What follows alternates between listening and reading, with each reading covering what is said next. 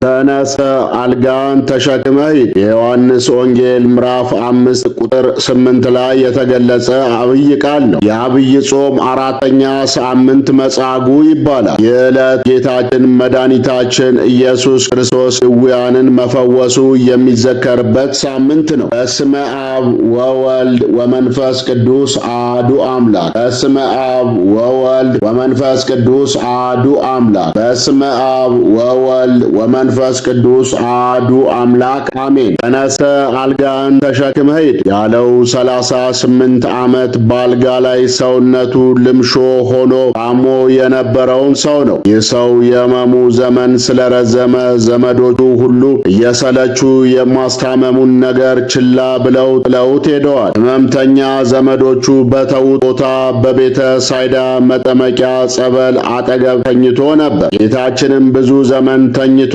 እንደኖረ አውቆ ልትድን ትወዳለህን?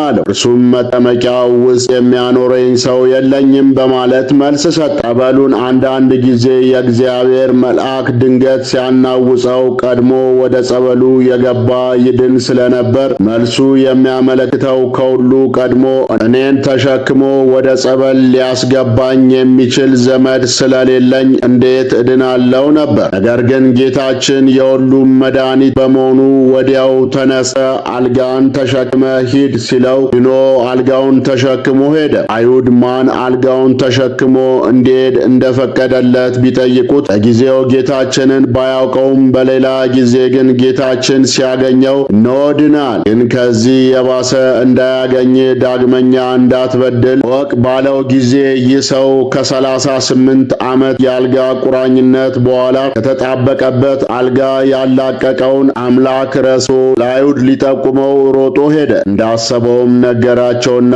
እነርሱም ሊያሳድዱት ሊገልቱም ይሹ ነበር። ከዚህ የፈውስ ታሪክ ፈርጀ ብዙ ነገር እንረዳለን። ለአብነት ያህል ጥቂቶችን እንመልከት። እግዚአብሔር ሕሙማንን በምሕረቱ ይጎበኟቸዋል። ከደዌያቸውም ፈውሶ ጤንነታቸውን ሊመልስላቸውም ይችላል። ከታሪኩ እንደተመለከትነው 38 ዓመት የተኛውን ከደዌው ከእናቱ ማፀን ያላይን የተወለደውን ከዓይነ ስውርነት 12 ዓመት ደም ሲፈሳት የነበረችውን ከሕመሟ ከሞተ 4 ቀን የሆነውን አልዓዛርን ከሞት የ100 አለቃውን ልጅ ባለበት ሆኖ ከሞት አድኗቸዋል። ይህ የሚያሳየው እምነታችን ካለንና እግዚአብሔር ከፈለገ ማዳን እንደሚቻለው ነው። የዳነ ሰውም ያዳነው አምላኩን በማወቅ ውለታውን በሃይማኖት ጸንቶ በደግ ሥራ መመለስ ይገባዋል። በመጻጉዕ ታሪክ ላይ ግን የምናገኘው እንዲህ አይደለም። ከተጣበቀበት የአልጋ ቁራኝነት እግዚአብሔር ኢየሱስ ክርስቶስ ቢያድነው ለአይሁድ አለቆች ባዳነው ሰውነቱና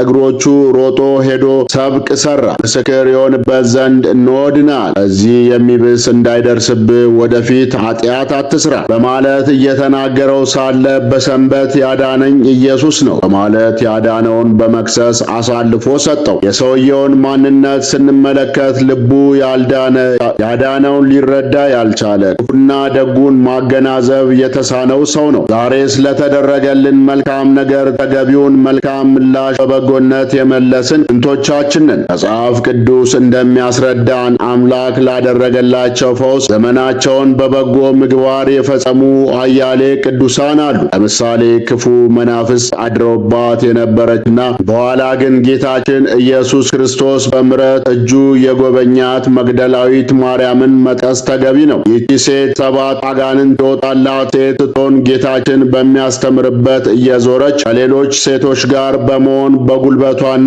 በገንዘቧ ለጌታችንና ለሐዋርያት የሚያስፈልጋቸውን በማቅረብ ታገለግላቸው ነበር። በትንሣኤው ቀን ማለዳ ከሁሉ ቀድማ ተገኝታለች። እያለቀሰችም ጌታችንን ትሻው ነበር። ለዚህም ልዩ ትጋቷ ጌታችን ከሌሎቹ ይልቅ ትንሣኤውን ለማየት የመጀመሪያዋ አድርጓታል። ምስራቹን ለሐዋርያት በማድረስ በኩል የክብር መልእክተኛ ሆናለች። ከዚህ የበለጠ ምን መታደል አለ? ነቢያት አንዱ ነቢዩ ኢሳይያስን ብንመለከት ሀብተ ትንቢቱ ተነስቶት ከንፈሮቹ በለምጽ ነደው እያዘነ ይኖር ነበር። ዖዝያን በሞተበት ወራት እግዚአብሔር በታላቅ ዙፋን ተቀምጦ ታይቶት ምስጋና ከሚያቀርቡት መላእክት አንዱ ሱራፌል እየበረረ መጥቶ በጉጠትም አፉን ዳሶት በደልህ ካንተ ተወገደ፣ ኃጢአትም ተሰረየልህ ብሎት ከለምጹ አንጽቶት ኃጢአቱ እንደተሰረየለት ነግሮት ሄዷል። ነቢዩ ስለተደረገለት ፈውስ የጌታ ድምፅ ማንን እልካለሁ ሲል እነሆ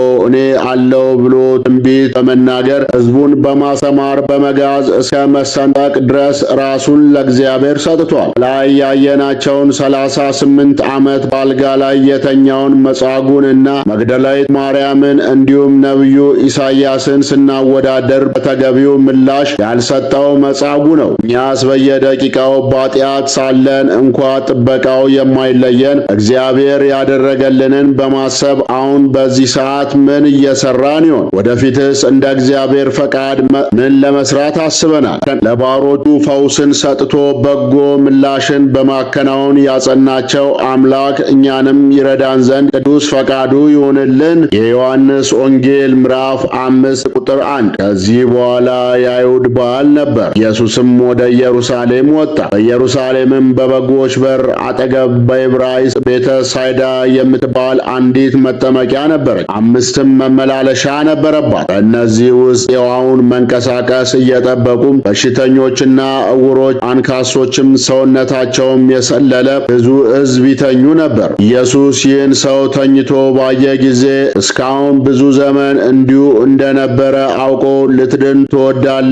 አለው። ድዊውም ጌታ ሆይ ውሃው በተናወጠ ጊዜ በመጠመቂያይቱ ውስጥ የሚያኖረኝ ሰው የለኝም፣ ነገር ግን እኔ ስመጣ ሳለው ሌላው ቀድሞኝ ይወርዳል ብሎ መለሰለት። ኢየሱስም ተነስና አልጋን ተሸክመ ሂድ አለው። ወዲያውም ሰውየው ዳነ፣ አልጋውንም ተሸክሞ ሄደ። ያም ቀን ሰንበት ነበረ። ስለዚህ አይሁድ የተፈወሰውን ሰው ሰንበት ነው፣ አልጋን ልትሸከም አልተፈቀደልህም አሉ። እርሱ ግን ያዳነኛ ሰው ነው፣ አልጋን ተሸክመ ሂድ አለኝ ብሎ መለሰላቸው። እነርሱም አልጋን ተሸክመ ሂድ ያለ ሰው ማን ነው ብለው ጠየቁት። ዳሩ ግን በዚያ ስፍራ ሕዝብ ስለነበር ኢየሱስ ፈቀቅ ብሎ ነበርና የተፈወሰው ሰው ማን እንደሆነ አላወቀም። ከዚህ በኋላ ኢየሱስ በመቅደስ አገኘውና እነሆ ድናል፣ ከዚህ የሚብስ እንዳይደርስብህ ወደፊት ኃጢአት አትስራ አለው። ሰውየውም ሄዶ ያዳነው ኢየሱስ እንደሆነ ለአይሁድ ነገረ።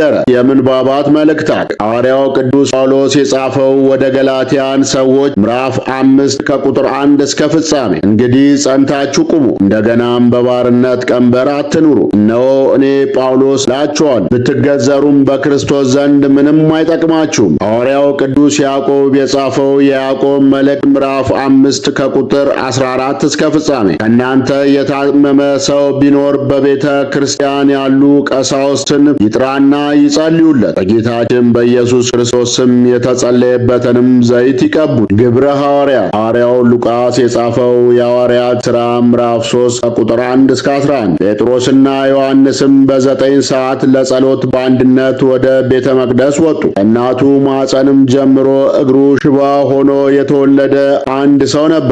ወደ ቤተ መቅደስም ከሚገቡት ምጽዋት ይለምን ዘንድ ሁልጊዜ እየተሸከሙ መልካም በሚሏት በመቅደስ ደጃፍ ያስቀምጡት ነበር። ምስባክ መዝሙረ ዳዊት ምዕራፍ 40 ቁጥር 3። እግዚአብሔር በደዌ አልጋ ላይ ሳለ ይረዳዋል፣ መኝታውንም ሁሉ ከበሽታው የተነሳ ይለውጥለታል። ቅዳሴ ዘእግዚእነ አነሳስቶ ላስጀመረን አስጀምሮ ላስፈጸመን ለኃያሉ አምላክ ለልዑል እግዚአብሔር ክብር ምስጋና ይግባው። ወስብሐት ለእግዚአብሔር ወለወላዲቱ ድንግል ወለመስቀሉ ክቡር። ይቆየን።